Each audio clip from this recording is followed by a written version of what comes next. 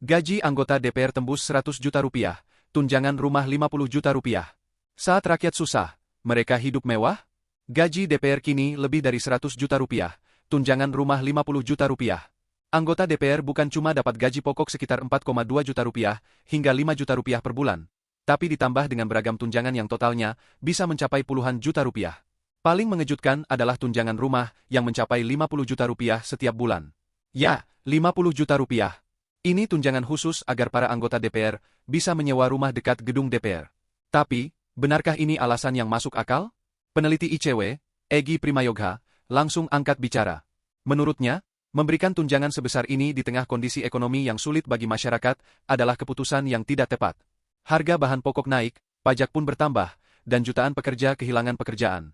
Tapi, para anggota DPR justru mendapatkan kenaikan pendapatan besar-besaran. Bukannya jadi panutan yang berempati, malah terkesan boros dan jauh dari realita rakyat. Pemborosan triliunan rupiah.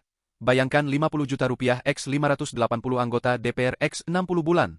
Kalau dihitung-hitung, tunjangan rumah 50 juta rupiah per bulan untuk 580 anggota DPR selama 5 tahun bisa menghabiskan anggaran negara sebesar 1,74 triliun rupiah.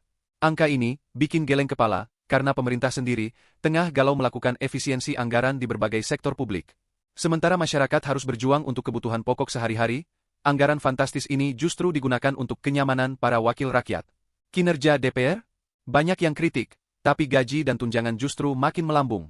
Selain masalah tunjangan, kinerja DPR juga dipertanyakan publik.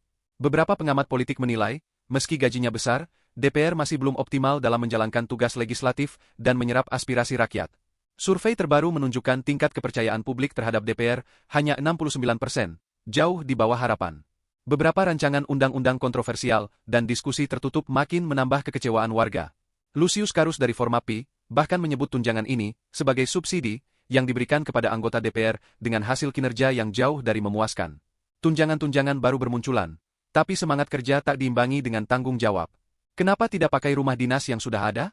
Ternyata, fasilitas rumah dinas untuk anggota DPR sebenarnya sudah tersedia di beberapa lokasi Jakarta. Tapi, banyak yang mengeluhkan kondisi rumah dinas yang rusak dan memerlukan renovasi besar. Sekjen DPR menyebut biaya pemeliharaan rumah dinas sangat tinggi, sehingga lebih praktis diberikan tunjangan rumah.